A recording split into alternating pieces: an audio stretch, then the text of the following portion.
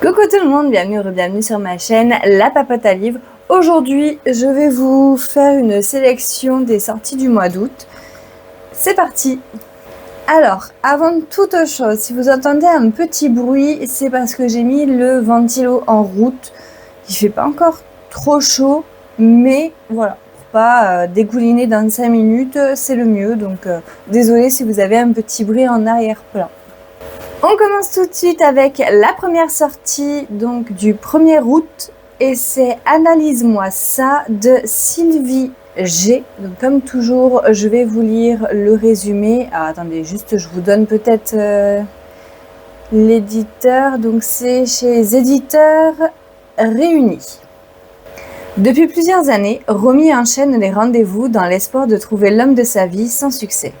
Lorsqu'elle rencontre AJ, un ancien joueur de la LNH, dans une loge bondée du Centre Bell, elle tombe sous son charme. Elle accepte donc de le revoir, sans pression, pas d'étiquette. Juste le plaisir de se découvrir. Mais très vite, AJ comprend que Romy est psychologue, tout comme lui.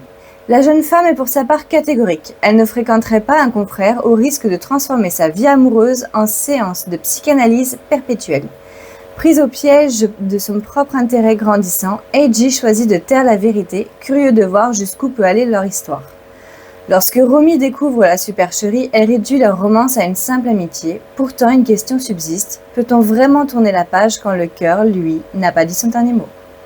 Alors, pour celui-ci, j'avoue que le côté ancien hockeyeur, mais qui est devenu psychologue ou qui a fait des études en psychologie, avec en face également une psychologue, je suis assez curieuse. En plus, la couverture où ils sont tous les deux en mode psychanalyse et tout ça, franchement trop bien. Et en soi, je comprends que Romy, elle veuille pas se faire psychanalyser. Mais je me dis qu'ils se ressemblent, ça semble peut-être. Et puis on sait, c'est une romance donc on sait. Mais voilà, le petit déroulé de comment ça va se réaliser, etc., ça peut être intéressant à suivre. Alors ensuite, on va passer au 19 août. Oui, je sais, c'est un peu brutal, mais entre le 1er et le 19, franchement, j'ai pas vu de titre qui m'intéressait plus que ça. Ou en tout cas, vous le savez, je suis très couverture girl. Donc, clairement, si la couverture est pas attrayante, moi j'ai beaucoup de mal, les torse nus et tout ça sur les couvertures, j'ai énormément de mal. Ça veut pas dire que c'est des mauvais livres, ça veut juste dire que quand je choisis mes sorties, il faut que j'arrête de donner des coups dans le micro. Quand je choisis mes sorties du mois, je fais beaucoup la couverture parce que clairement les 800 et quelques sorties du mois, je vais pas tout lire, j'avoue. C'est pour ça que je regarde plusieurs personnes parce que chacun a sa petite sélection, donc ça peut être intéressant. Donc voilà, donc c'est pour ça qu'on passe au 19 août avec Le Bureau des Audacieuses de Mélanie Sadler. C'est chez La Tribu. Dans le Paris bouillonnant de la fin du 19e siècle, bientôt déchiré par l'affaire Dreyfus, une jeune fille refuse le destin sage que lui promettent ses parents, l'Église et la société. Séverine veut écrire, devenir journaliste et qu'importe si ce métier est alors réservé aux hommes. Des salons bourgeois corsetés au sous-sol enfumé des journaux, des couloirs du Palais Bourbon au premier congrès féministe, Séverine et d'autres audacieuses feront entendre la voix des femmes coûte que coûte. Inspirée d'une histoire vraie, celle du premier journal entièrement écrit et dirigé par des femmes, le Bureau des Audacieuses dresse le portrait flamboyant d'une indocile oubliée de l'histoire. Comment vous dire que oui, ça me fascine en fait, ce côté en marge de la société, genre non, peu importe l'époque d'ailleurs. C'est vraiment quelque chose qui me donne envie, qui me questionne aussi sur comment elles ont fait. Parce qu'à mon avis, elles n'ont pas dû se faire que des amis. Clairement pas. Donc oui, encore une fois, de curiosité. Je crois que c'est le mot qui ressort à chaque fois, ça. Le 20 août sortira le tome 1 de l'Académie Rosamonde, les apprentis coloristes de Jade Iseut chez Gavestream Éditeur. Dans un monde en dégradé de noir et blanc, une poignée d'adolescents pourrait bien révéler toutes les couleurs. Le président Casanova a un rêve, faire basculer l'humanité dans la couleur. Pour y parvenir, il fonde l'Académie Rosamonde, une école destinée à former les premiers coloristes, capables d'insuffler des teintes à un monde condamné au gris. Mais entre les croyances opposant l'ombre et la lumière et la méfiance de la population, ces apprentis, pas comme les autres, sont loin d'être les bienvenus. Parmi eux, Céleste Arcantère peine à trouver sa place. Moins douée que ses camarades, elle possède pourtant un don unique, voir les auras. Ces halos colorés révélant les émotions et les secrets. Soutenue par ses amis, elle tente de progresser, mais ses ambitions menacent de causer sa perte et d'entraîner dans sa chute tous les coloristes. D'autant plus qu'un groupe extrémiste, les Fils de la Raison, est bien décidé à les empêcher d'accomplir leur mission. Les apprentis se battront pour faire entrer l'humanité dans l'ère colorée, car la couleur n'est pas qu'un pouvoir, c'est une arme. Je trouve ça assez original de partir d'un monde gris dans lequel on veut mettre de la couleur. J'avoue, c'est quelque chose qui me tente bien. Bon, par contre, je vous entends, je m'entends aussi. Encore un début de saga. Mais vous allez voir plus loin que je vais pouvoir en clôturer une en août, donc pourquoi pas. Toujours le 20 août sortira Sky Song de C.A. Wright chez Slalom. Quand Oriane découvre son champ magique, elle éveille un royaume et ses plus sombres secrets.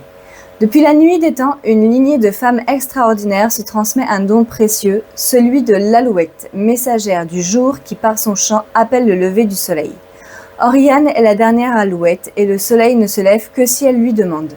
Recluse sur une île avec son père depuis l'enfance, elle rêve d'aventure et d'explorer le monde. Quand elle cède à l'appel de l'inconnu et prend son envol, elle est recueillie avec révérence par le roi de Cielor, qui la traite comme une véritable déesse. Séduite, elle prendra conscience trop tard que le château qui l'entoure a tout d'une cage dorée. Le danger gronde de plus en plus fort autour d'Oriane et son don se retrouve au cœur d'une révolte mêlant foi et politique. Mais alors que de sombres desseins l'entourent, elle apprend quelque chose qu'elle n'aurait jamais pu imaginer. Elle n'est peut-être pas aussi seule qu'elle le pensait. Il existe peut-être quelqu'un comme elle. Donc apparemment, ça c'est une réécriture du conte d'Andersen qui s'appelle Le Rossignol et l'Empereur de Chine. J'avoue, j'ai un livre... Je sais pas où il est. J'ai un livre... S'il doit être dans le vaisselier, enfin bref. J'ai un livre des contes d'Andersen et j'avoue, celui-là, je m'en souviens pas. Donc peut-être je le relirai avant de découvrir la réécriture.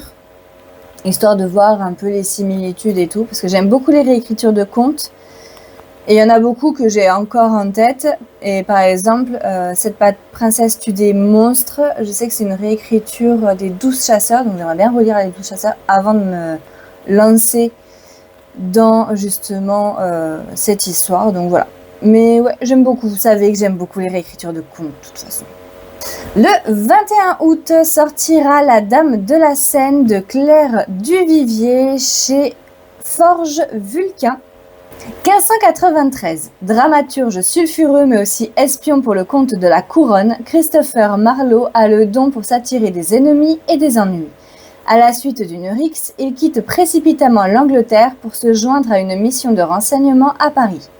20 ans après la Saint-Barthélemy, la ville ploie sous la coupe d'une ligue catholique qui fait régner l'ordre et la ferveur.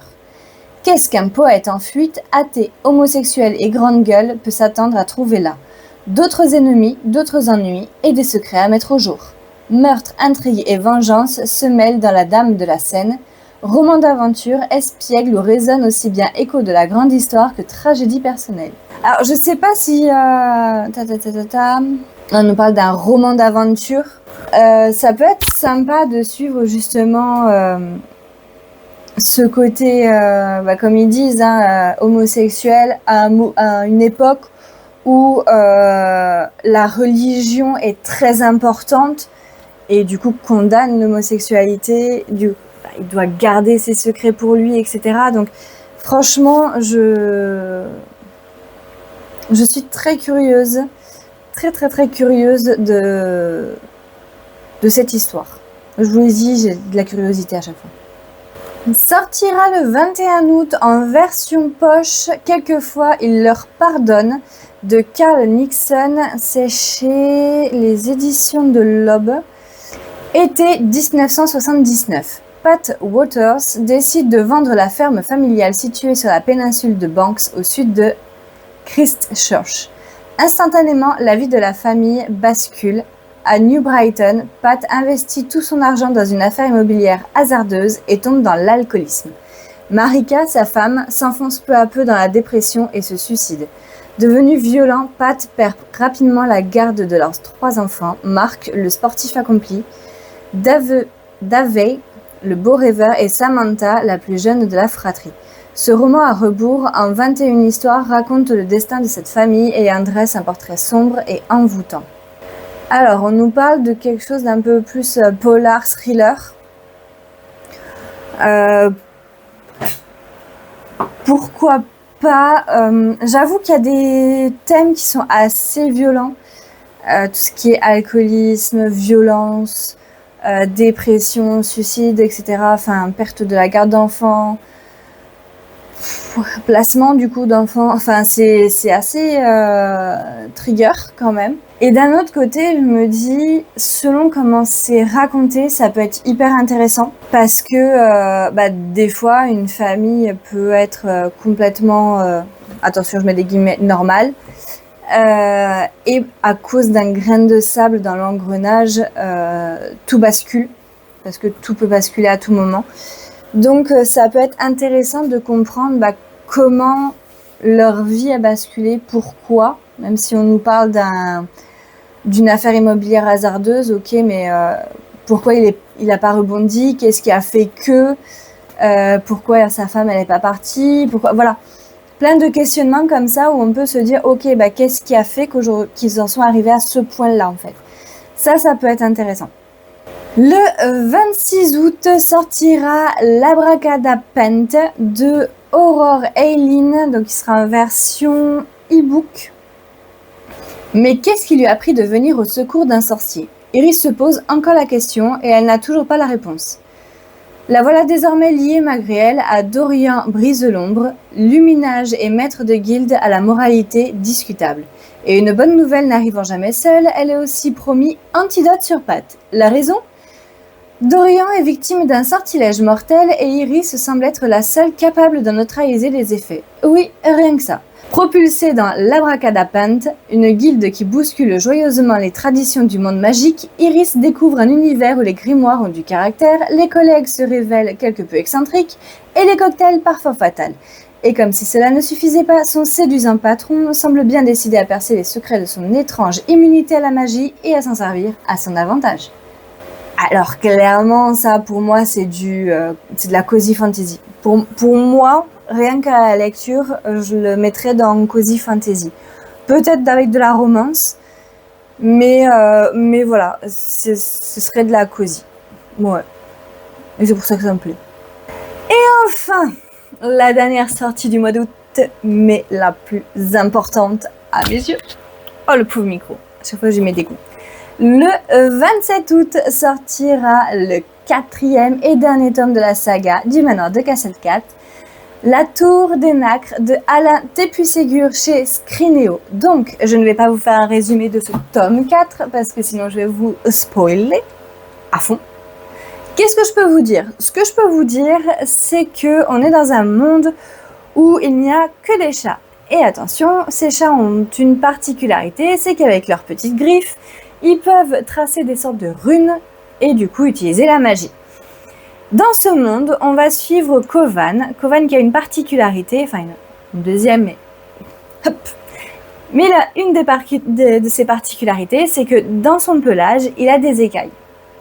Déjà, ce qu'il a un peu mis à part, entre guillemets.